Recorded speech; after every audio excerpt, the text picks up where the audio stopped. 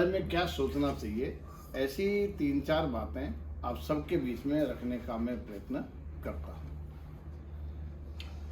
जैसा शक्तिधर जी ने बताया कि देश भर में एक बहुत बड़ा वर्ग है, यानी देश की जनसंख्या का लगभग कोई 9-1% जिनको शासन ने और घुमंतु जनजातियां ऐसा माना है। लेकिन अभी वर्तमान में उनमें से एक 50% ऐसा मान लीजिए, ये 14-15 करोड़ में से जो अब सेट हो गए, अपना घर मकान पढ़ाई काम धंधा ये सब हो गया। थोड़े ऐसे हैं जो आज भी अपने काम व्यवसाय के लिए अपना स्थान बदलते रहते हैं, 7 दिन में, 2 महीने में, 4 महीने में। और एक बीच का बड़ा हिस्सा ऐसा है कि जो गांव के बाहर पड़ा है।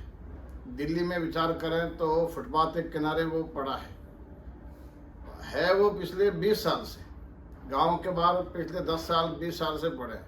लेकिन जब भी शहर का विस्तार होता है उनको वहाँ से हटा देते हैं, वो फिर 2 किलोमीटर 4 किलोमीटर जाके बस जाते हैं, अस्तित्वहीन जैसे हैं। तो ये कुल मिला के उनकी परिस्थिति है। तो अब ये घुमंतु क्यों बने, ये समझने के लिए हम थोड़ा सा इतिहास में कम से कम 150 साल से लेकर के 1800 साल पहले तक जाएंगे। तो उस समय हमारे देश में एक ऐसी व्यवस्था थी, समाज की विभिन्न प्रकार की आवश्यकताओं की पूर्ति करने के लिए एक बड़ा वर्ग ऐसा था, वो लगातार घूमता रहता था। क्या करने के लिए घूमता था? तो हर एक दिन अपने अपने उस समुदाय के जिम्मे कोई न कोई एक काम था, कोई एक वृत्ति थी, कोई एक व्यवसाय था, वो उसको लेकर के घूमता था। तो व्यापार के माध्यम से गांव के लोगों को वस्तुएं उपलब्ध कराना, अनाज है, नमक है, कपास है आदि सब चीजें, ये काम बंजारा लोगों के जिम्मे था। वो एक व्यवसायी जाति थी। शायद उन दोनों में बाजार कम विकसित हुए होंगे। तो बंजारा यानी व्यापार के माध्यम से समाज की सेवा करता था, और इस काम के लिए वो इतने समर्पित हो गए कि वो सब परिवार घूमते ही रहते थे। कुछ समुदाय ऐसे थे जो पशुपालन का काम करने के लिए लगातार घूमते रहते थे, जिनको राजस्थान में रेबारी, देवासी, धनगर आदि आदि जातियां बोलते हैं। कुछ ऐसे थे जो जंगल की उपज को समाज तक लाकर के उपलब्ध कराना, इसके लिए काम करते थे। तो कोई चिकित्सा का काम करने वाले समुदाय थे, जनजातियां थी। कोई ऐसी योद्धा जनजातियां थी, कुछ कलाकारी थी, कुछ कारीगरी का काम करने वाले थी, कुछ धर्म आस्था जगाने के लिए काम करते थे, कुछ मनोरंजन का काम करने के लिए घूमते थे। ऐसे 50 प्रकार के काम लेकर के वो लगातार घूमते रहते थे। और चूंकि वो लगातार घूमते रहते थे, इसलिए उनका अपना कोई घर गांव पता ठिकाना नहीं होता था। जहां पर रात हो गई वहीं पर अपना डेरा गांव के बाहर जमाते थे। 1 दिन 2 दिन जितना काम होता था गांव में रुक करके अगले पड़ाव के लिए चल पड़ते थे, और वो लगातार घूमते रहते थे, इसलिए वो घुमंतु के नाम से प्रसिद्ध हो गए। तो एक विशेष उद्देश्य के लिए समर्पित ये थी। अभी इन समुदायों के बारे में इनकी कुछ विशेषताओं की मैं चर्चा करूं तो ये सब के सब लोग देशभक्त, ये सभी ईमानदार, परिश्रमी, स्वाभिमानी, समाज में बड़ी प्रतिष्ठा और आर्थिक दृष्टि से बड़े संपन्न थे।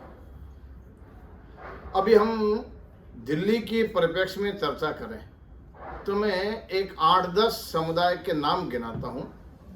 तो बंजारा है, गाड़िया लुवार है, सांसी समाज है, कंजर समाज है, सपेरे हैं, मदारी है, पेरना है, बागरिया है, बावरी है, सिकलीगर है, ऐसे ऐसे बहुत सारे समुदाय हैं। ये सब घुमंतु के अंतर्गत आते हैं। तो ये सब ऐसा समुदाय था कि जिसने कभी देश समाज के लिए बहुत काम किया। और जैसे मैंने कहा कि ये देशभक्त, स्वाभिमानी, परिश्रमी थे, ये जब जब भी देश और समाज पर कोई किसी प्रकार की आवश्यकता समस्या आई, इन लोगों ने भी अपना भरपूर योगदान दिया। और अपना भरपूर योगदान दिया जब मैं इसकी बात करता हूं, तो जब जब भी बाहर से आक्रांता आए, उस संघर्ष में ये भी शामिल हुई। और मैं एक संघर्ष की चर्चा करता हूं। जब हमारे देश में ब्रिटिश शासन था, उस समय भी एक बड़ा संघर्ष चला। उसको कहते हैं 1857 की क्रांति। झांसी की रानी, तात्या टोपे आदि आदि। वो जो 1857 की क्रांति हुई, उस क्रांति के अंदर पूरा देश में बड़ा संघर्ष चला, उत्तर दक्षिण सब जगह। एक दुर्भाग्य ये था कि एक कुछ ही वर्षों में उस क्रांति को अंग्रेजों ने नियंत्रण में ले लिया। वो क्रांति असफल हो गई। और असफल होने के बाद में कुछ तो उसमें से लड़ाई के अंदर मारे गए, जो पकड़े गए उनको सामूहिक मृत्यु दंड दिए गए, और जो थोड़े बहुत बचे वो सब भूमिगत हो गए। कुल मिलाकर के क्रांति असफल हो गई। एक क्रांति के बाद में ब्रिटिश लोगों ने बैठ करके समीक्षा की, और समीक्षा ये की ये क्रांति कैसे चली और इसमें कौन कौन लोग थे। तब उनको ध्यान में आया, जिनके बारे में हमने कभी कल्पना नहीं की थी, ये बंजारे, सांसी, कंजर, पेरना, नट आदि आदि, सिकलीगर, ये सपेरे, ये लोग भी हमारे खिलाफ लड़ रहे थे। तो उनको बड़ा आश्चर्य हुआ।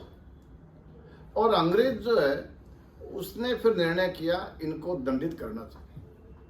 और इनको दंडित करना चाहिए इसलिए इसके दो कारण थे। क्योंकि ब्रिटिश लोग बहुत समय से कोशिश कर रहे थे इन सब को ईसाईकरण करने की, लेकिन ये अपना धर्म छोड़ नहीं रहे थे। वो चर्च वाला प्रयोग भी फेल हो गया, और हमारे खिलाफ उन्होंने हथियार और उठाया। तो उनको लगा कि नहीं, इनको दंडित करना चाहिए।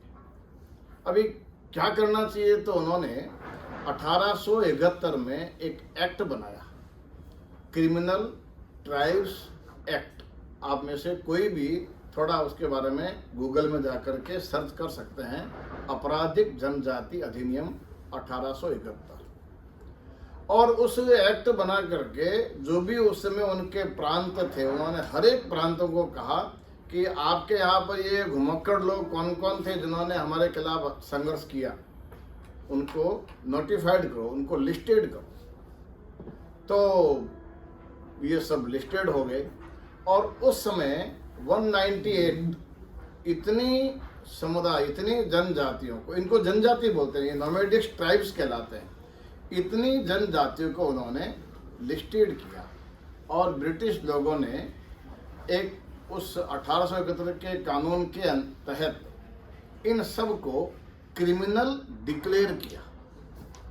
उससे पहले ये क्रिमिनल नहीं थे, क्रिमिनल डिक्लेयर किया। आज के बाद में ये सब अपराधी।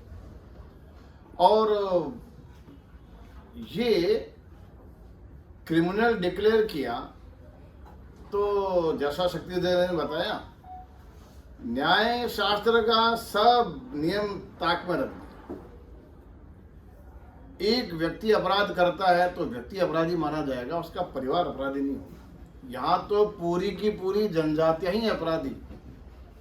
मानव सांसी जाति अगर अपराधिक डिक्लेयर कर दी तो जितनी भी जातियां हैं, 90 वर्ष का व्यक्ति अगर घर पर खाट पर पड़ा हुआ है वो भी अपराधी, और 9 घंटे पहले किसी शिशु ने जन्म लिया है वो भी अपराधी। जन्मजात अपराधी, अपराधी का बेटा अपराधी, ये उन्होंने एक परिभाषा तय कर दी। और आप सब अपराधी।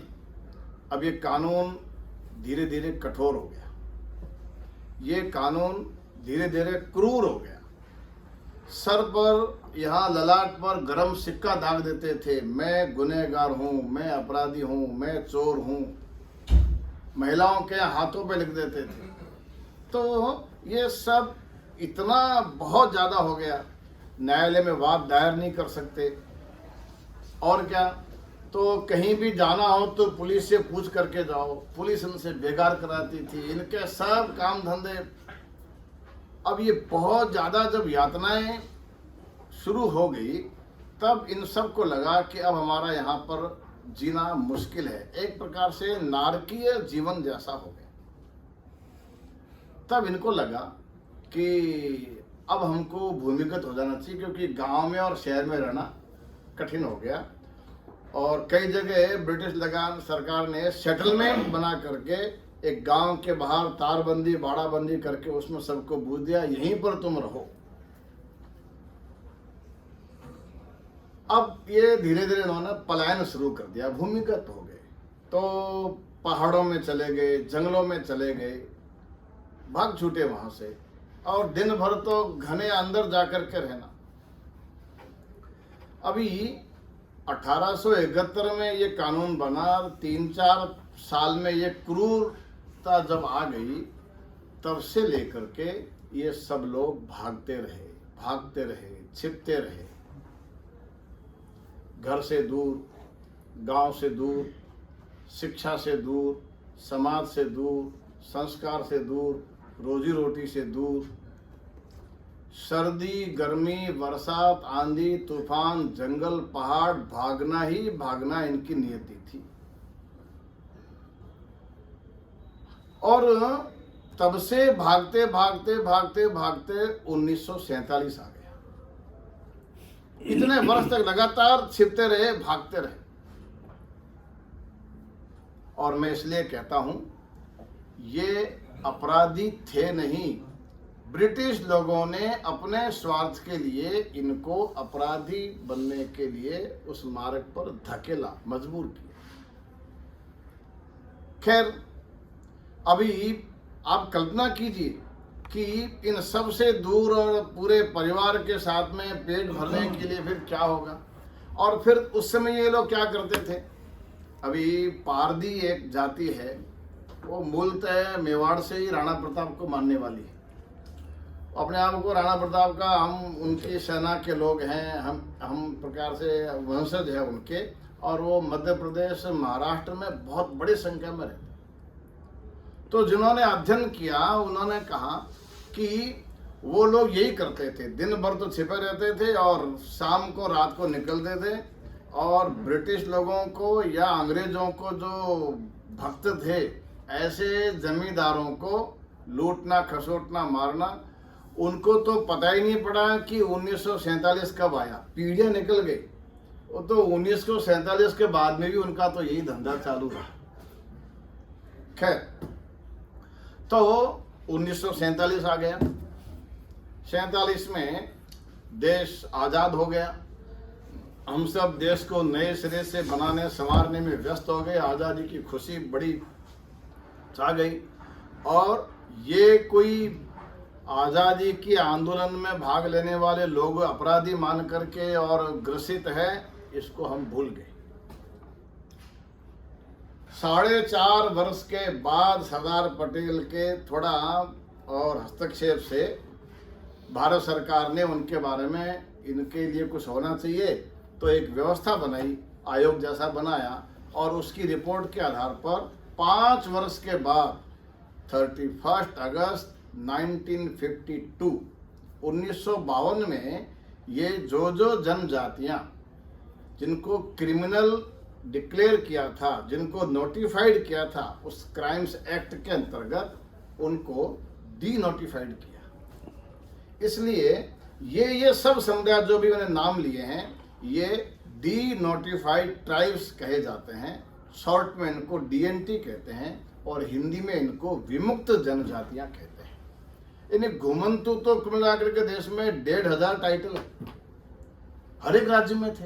लेकिन ये 198, उसके अब अलग अलग गोत्र भी अलग अलग अपने आप को मानते हैं, वो भी 400-500 हो गए होंगे।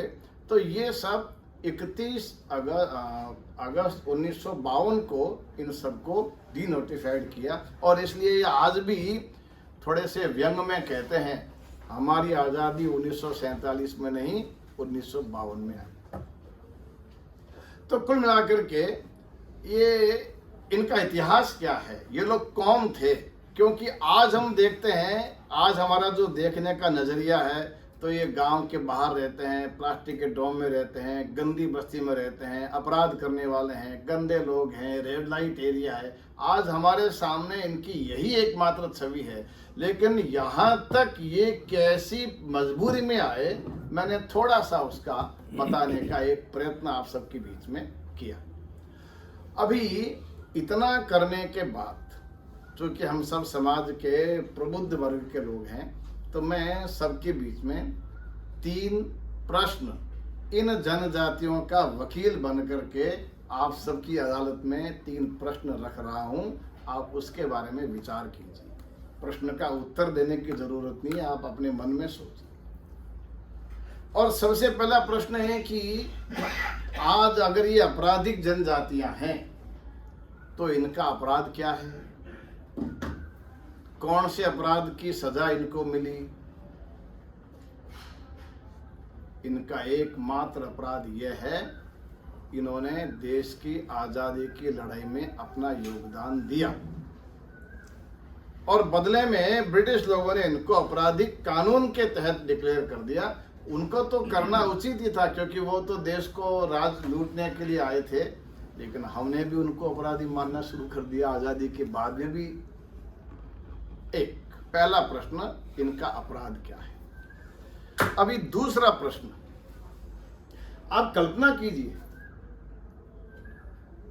अगर इन्होंने आजादी की लड़ाई में हिस्सा नहीं लिया होता और देश की बहुसंख्यक जनता दूर खड़े खड़े हाथ बांध करके तमाशा ही तो देख रही थी, सबने थोड़ी हिस्सा लिया था कोई। अगर ऐसा नहीं लिया होता तो क्या इनको अपराधी बनना पड़ता, या इससे भी विपरीत अगर इन्होंने गद्दारी की होती और आजादी की लड़ाई के बदले में इन्होंने ब्रिटिश लोगों से हाथ मिला लिया होता, जो हमारे देश में कई लोगों ने किया, गद्दारी की, तो क्या होता। तो ना तो इनको अपराधी बनना पड़ता, ना उनकी संतति को गांव के बाहर कीचड़ में रहना पड़ता, तो ये भी जमीन जायदादों के मालिक होते, राय बहादुर, बाबू साहब जैसी उपाधि से नवाजे गए होते और आज बड़ी बड़ी अट्टालिकाओं में रहते होते। मेरा तीसरा प्रश्न आप सबके विचार करने के, तीसरा प्रश्न ये है,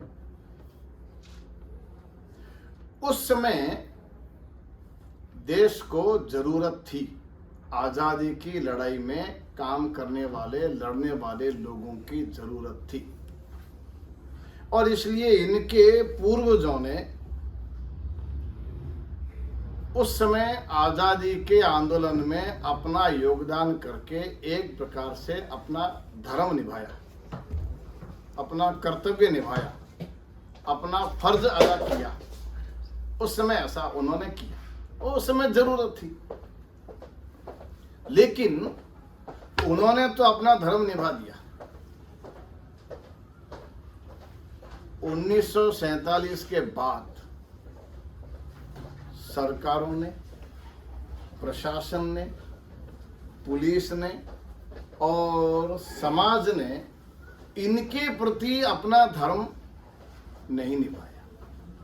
हमने अपना धर्म नहीं निभाया, उन्होंने, इनके पूर्वजों ने निभा दिया, लेकिन हमारे पूर्वजों के लिए जो इन्होंने किया था या देश के लिए किया, हमने इनके प्रति अपना धर्म नहीं निभाया, और बल्कि हमने इनको गंदे, चोर, अपराधी यही कह करके इनसे दूरी बना करके।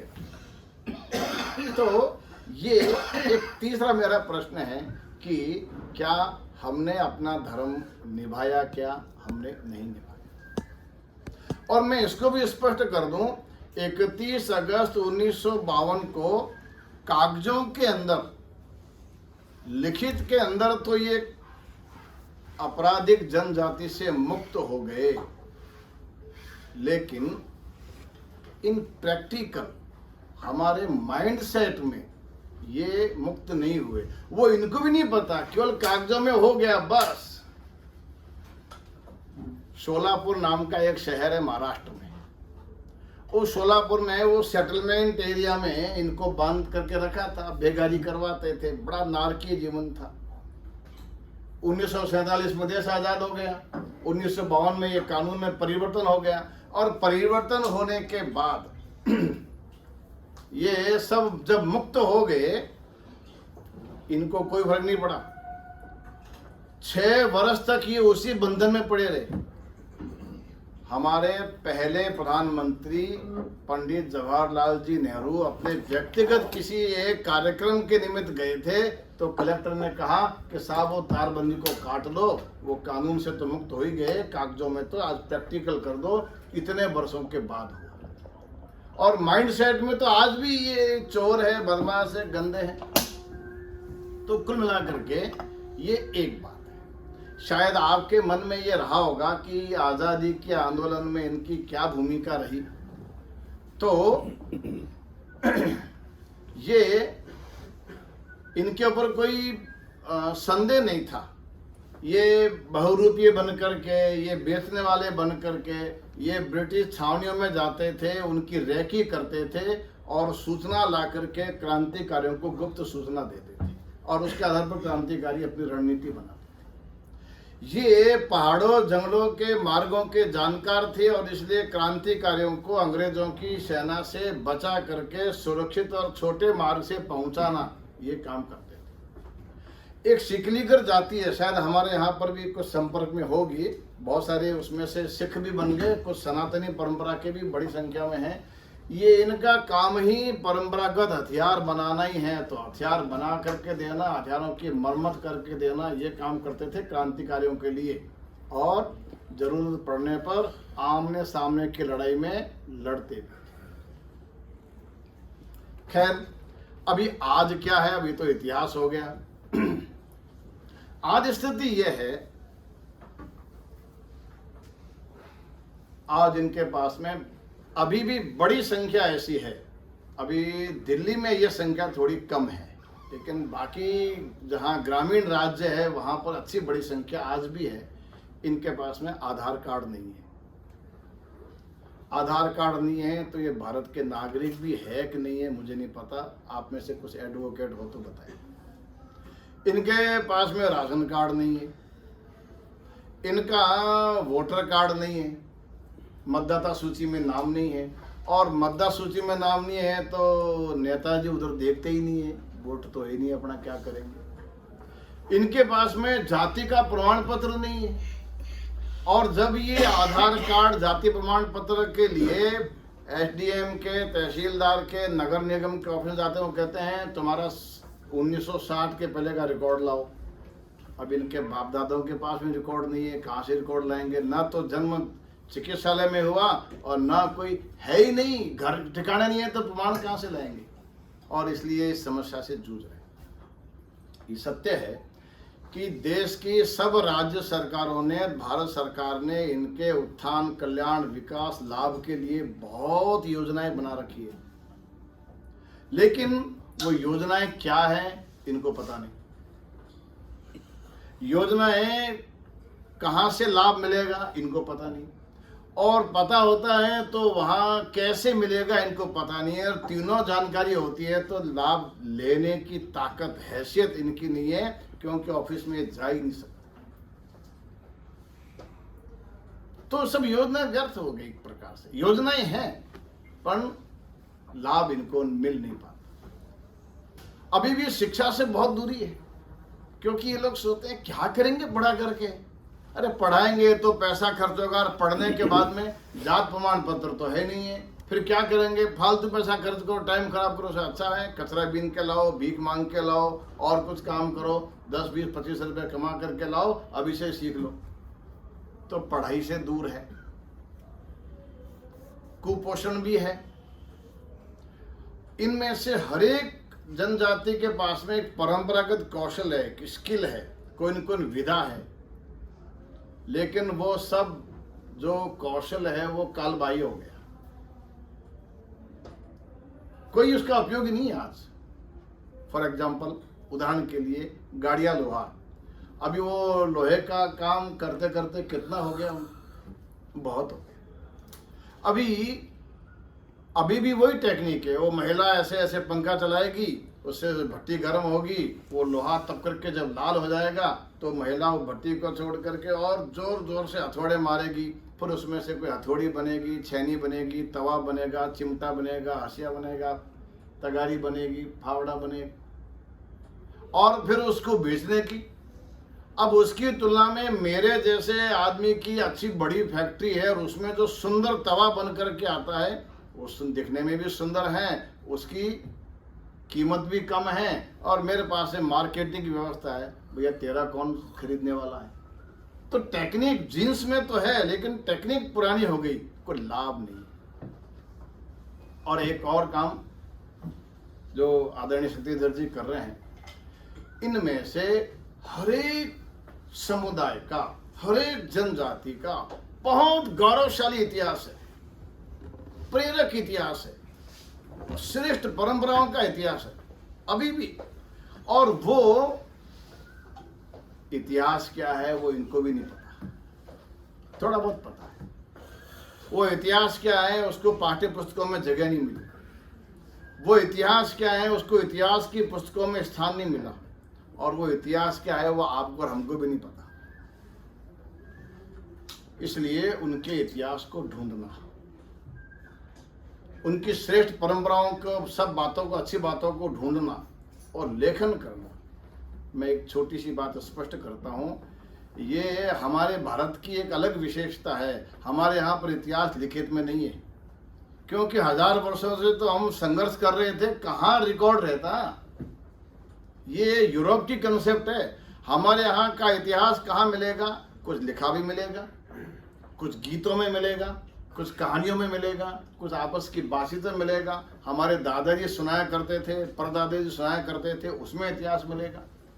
तो ये सब ढूंढ ढूंढ करके, लेखन करके, उदाहरण के लिए ये कंजर लोग, नाम सुना होगा आपने कंजर। एक कंजर कौन है? मेवाड़ के राजपूत सैनिक है। 1303 अलाउद्दीन खिलजी से लेकर के, और जब आखिरी पलायन हुआ था 1568, महाराणा उदय सिंह थे, प्रताप सिंह राजकुमार थे उस समय, अकबर के आक्रमण समय, और वहां से निर्वासित हुए थे। ये कंजर वो लोग हैं। आप इनके बारे में पढ़ेंगे तो कंजरों के गोत्र है चौहान, झाला, हाड़ा, चित्रावत, गुजरावत, ये गोत्र है। एक गाड़ियालवार कौन है? इनके गोत्र है सिसोदिया, पवार, राठौड़, गहलोत, ये गोत्र है इनके। ये सांसी कौन है? ये राणा प्रताप के साथ के हैं। ये पारदी कौन है? ये उनके साथ में। यानी एक एक जनजाति का गौरवशाली इतिहास है। दुर्भाग्य यह है कि वो इतिहास हमको पता नहीं है। अभी संघ का काम जैसे जैसे धीरे धीरे बढ़ा, तो पहले तो सेवा भारती एक संस्था बनी थी, उसके माध्यम से सबके बीच में और सेवा के कार्य चल रहे थे। लेकिन ध्यान में आया ये समुदाय जो है, इनके एक अलग प्रकार की समस्या है, क्योंकि आधार कार्ड, जात प्रमाण पत्र आदि आदि अलग प्रकार की समस्या है। ये केवल गरीब नहीं है, ये इनकी और भी आवश्यकता है। तो फिर ये घुमंतु के बीच में लगभग 25-27 साल पहले महाराष्ट्र के अंदर, और लगभग 1993 के अंदर एक पारदियों के बीच में वहाँ पर काम प्रारंभ हुआ, और धीरे धीरे अभी 4-5 प्रकार के काम, जैसा मैंने बताया कि इनके पास में कागजात नहीं है, तो कागजात बनाने के काम अपन लोग करते हैं। और अभी हजारों, क्या उससे भी ज़्यादा संख्या में बनवा दी। लेकिन मेरा मानना है कि हमने कुछ लाख अगर कागजात बनवा भी दिए हैं, तो हमको ऐसे करने की ज़रूरत नहीं है, क्योंकि वो सारा प्रयत्न ऊँट के मुंह में जीरे के बराबर है। बड़ी समस्या है, बड़ा समुदाय है, 2-4 लाख बनवा दिए तो क्या फर्क पड़ने वाला, ज़रूरत बहुत है। तो कागजात बनवाते हैं, सरकारी योजनाओं का लाभ दिलवाते हैं, बस्ती में जो एक गैप है उसको दूर करते हैं। अपने लोग बस्ती में जाना आना प्रारंभ करते हैं, उनके बीच में उठना बैठना प्रारंभ करते हैं। बच्चों को पढ़ाने के लिए संस्कार केंद्र प्रारंभ हुए हैं। राजस्थान में 10 छात्रावास प्रारंभ किए हैं। आप तो बच्चों को भेजो, आपकी सब व्यवस्था हमारी, रहना खाना आदि, पढ़ाई वढ़ाई सब, स्कूल की फीस सब वो किया है। कौशल विकास के लिए कुछ प्रयत्न शुरू हुए हैं, इनके चिकित्सा के लिए कुछ प्रयत्न शुरू हुए हैं, और इनका इतिहास ढूंढ करके लिखना वो एक प्रयत्न शुरू हुआ है। तो कुल मिलाकर के ऐसे कुछ प्रयत्न शुरू हुए हैं। बीकानेर जिले में श्री डूंगरगढ़ एक कस्बा है, वहाँ पर सेवा भारती के नाम से, सेवा भारती के द्वारा एक छात्रावास प्रारंभ हुआ है। लगभग उसमें भी 50 बच्चे हैं, और जब ये छात्रावास बड़ा अच्छा हो गया, अभी बच्चों में आप इतना परिवर्तन आए, आप उनसे कहोगे तो अंग्रेजी की 4 कहानी सुना देंगे, थर्स्टी क्रो की कहानी सुना देंगे, वो संस्कृत के 10, 20, 25 श्लोक सुना देंगे, गणित में होशियार है, खेलने में तो उनके जिन्स में पहाड़ पेड़ पर चढ़ जाएंगे। अभी उनके घरवालों ने कहा कि साहब आप बेटों को पढ़ाओ, हमारी बेटियों का क्या होगा? तो आप जैसे किसी ने एक बिल्डिंग और बना करके दे दी, एक बेटियों के लिए भी छात्रावास शुरू हो गया, इसी साल हुआ है। अभी 20 बेटियां वहाँ पर पढ़ती है, वहीं पर रहती है। ऐसे कुछ प्रयत्न और इनके बीच में शुरू हुए हैं। अभी विशेष आवश्यकता क्या है? तो विशेष आवश्यकता ये है कि एक तो शिक्षा के क्षेत्र में बड़ा काम करना है, और दूसरा इनके रोजगार की व्यवस्था करनी है। अपना मानना ये है, अगर इनके पास में रोजगार आमदनी शुरू हो गई, ये बच्चों को पढ़ा भी लेंगे, ये ढंग का मकान भी बना लेंगे, समाज में स्थापित भी हो जाएंगे, सब हो जाएगा। इन 2 विषयों को लेकर के और बड़ा प्रयत्न शुरू हुआ है। और हमारी काम की शैली क्या है, आखिरी बात बता करके विषय पूरा करता हूँ, फिर आप कोई सुझाव इत्यादि हो तो पूछ सकते हैं। हमारी अपने काम की शैली ये है कि उदाहरण के लिए एक नदी बह रही है, और नदी के एक किनारे सरकार के अधिकारी योजनाओं के एक बैग लेकर के, उस बैग में बहुत सारी योजनाएं हैं, और वो खड़े हैं, वो नदी के इस किनारे खड़े। नदी के उस तरफ ये घुमंतु समुदाय खड़ा है, हमारे लिए कुछ लाई, हमारे कुछ लाई। योजनाएं है, उनके लिए ही है, उनको जरूरत है, वो हाथ फैला करके मांग रहे हैं। वो अधिकारी योजनाओं को लेकर के इन तक नहीं जा रहा है। वो कहता है मेरे ऑफिस में आ जाओ, ठीक से आवेदन करो, ऑनलाइन करो तो मैं आपको दे दूं। तो वो वहां पर जा नहीं पा रहा है, और ये घुमंतु लोगों की हैसियत नहीं है कि जो वहां चले जाए। तो अपना काम ये है, एक बीच में हमने छोटी सी नाव बनाई है, योजनाओं को, अधिकारियों को नाव में बैठाएंगे, वहां पर लेके जाएंगे, और उन लोगों को भी नाव में बैठाएंगे, इनके तक लेके जाएंगे। इनका आधार कार्ड कैसे बनेगा, इनकी हैसियत नहीं है, इनकी फॉर्मेलिटी पूरी करा करके हम मिलेंगे उनसे, अपने संपर्क संबंध और सब उसके आधार पर वो हम काम करा के देंगे। तो ये अपनी काम की शैली है। अभी दिल्ली में भी ये मालवीय मिशन ने गाड़ियाल वालों के बीच में बड़ा काम किया, सेवा भारती ने भी कुछ और काम किया। यहाँ एक प्रेरणा जाती है, वो बहुत उसको नीचे के पायदान पर है। प्रेरणा जाती यानी रेड लाइट एरिया। जो बेटी जन्म लेती है वो साथ में दुर्भाग्य ही लेकर के आती है, क्योंकि उसके लिए ग्राहक ढूंढ करके लाना उसके बड़े भाई और पिता ही करते हैं। उन बच्चों को भी पढ़ाने का इस प्रकार का उनमें काम शुरू हुआ है। बस एक छोटी झलक, मुझे अशोक जी बार बार घड़ी देख रहे हैं, जो उन्होंने समय दिया था 2 मिनट ऊपर हो गए, उन्होंने कहा 1:30 बजे पूरा कर देना, मेरे घड़ी में 32 हो गए। अब आपको कोई अगर सुझाव देना हो, कुछ पूछना हो, कोई समय हो तो चर्चा हो सकती है। तो जाति आप जो बोल रहे हैं, ये कोई यूनिफाइड टर्म है या सिर्फ एक एक्सप्रेशन है इन सारी जातियों के लिए, या कोई एक नोटिफाइड वर्ड है इन सबके लिए? घुमंतु के नाम पर देश में हर एक राज्य सरकार में कुछ जातियां लिस्टेड है। महाराष्ट्र में 51 जातियां लिस्टेड है, मध्य प्रदेश में 53 जातियां लिस्टेड है, राजस्थान में 32 जातियां लिस्टेड है। और ये ऐसे हैं कि इनमें से कुछ एससी में आते हैं, इनमें से कुछ एसटी में भी आते हैं, इनमें से कुछ ओबीसी में भी आते हैं। अब ये गाड़ियाल वाला दिल्ली में किसी में नहीं आता। और ये भी एक विसंगति है कि जो दिल्ली में एससी में है वो उत्तर प्रदेश में एसटी में है, और वहाँ एसटी में है तो राजस्थान में बीसी में है। तो ऐसा भी है, बड़ा विसंगति वाला है। अब उस समय जब सर्वे हुआ था तो या ठीक से अपना प्रेजेंटेशन दे नहीं पाए या अधिकारी समझ नहीं पाए, उस समय जिसके जो समझ में आया वो हो।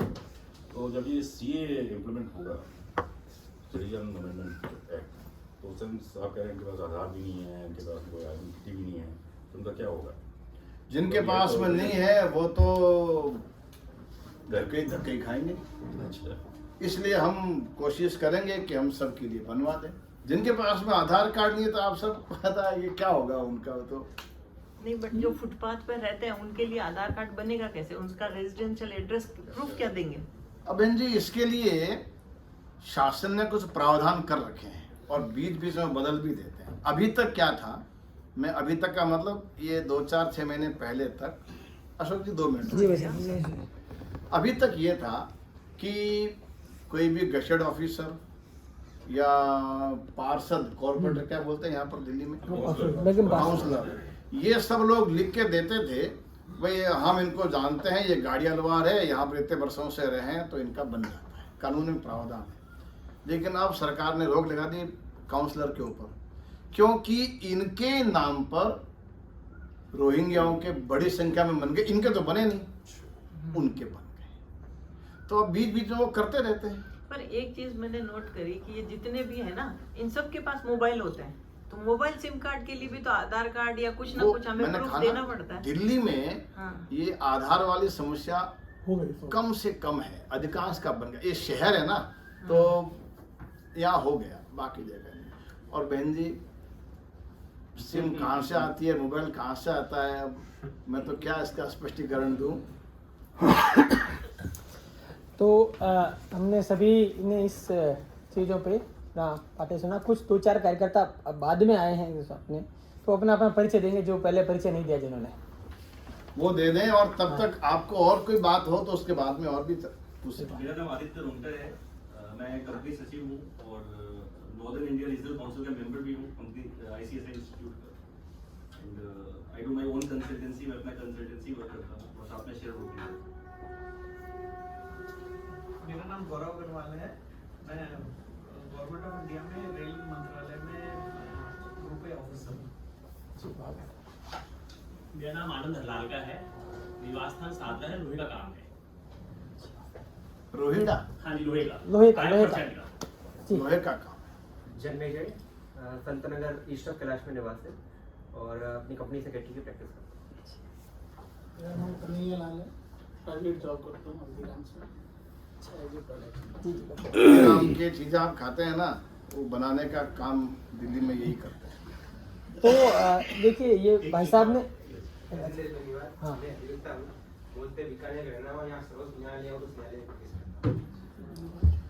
हाँ भाई साहब ने पूरा परिचय घुमंतु जातियों का, उनके इतिहास का, उनकी स्थिति का, और हम क्या प्रकल्प अभी जो छेड़े हैं उनके बारे में भाई साहब ने अपनी तरफ से पूरा परिचय दिया है।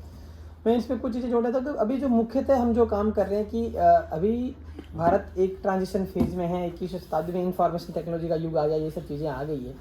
तो ये लोग कुछ ज़्यादा ही पीछे नहीं छूट जाए, इसलिए 2-3 चीज़ें कर रहे हैं कि भाई एक इनके जो बच्चे जिन बस्ती में रह रहे हैं, हम उनकी बस्ती कब नहीं बसाएंगे, कब तक ये स्थायी बसेंगे, ये हमें आइडिया नहीं है, हमारे किसी को नहीं पता है।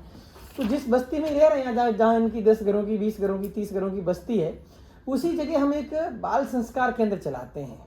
तो बाल संस्कार केंद्र क्या होता है कि एक टीचर जो है हम लगाते हैं, उसको 1 महीने का मानदेय देते हैं और वो अकेला टीचर वहाँ जाके बस्ती के जो बच्चे हैं, उनके माँ पिता जो काम करते हैं, बच्चों को बिठा के और पढ़ाते हैं।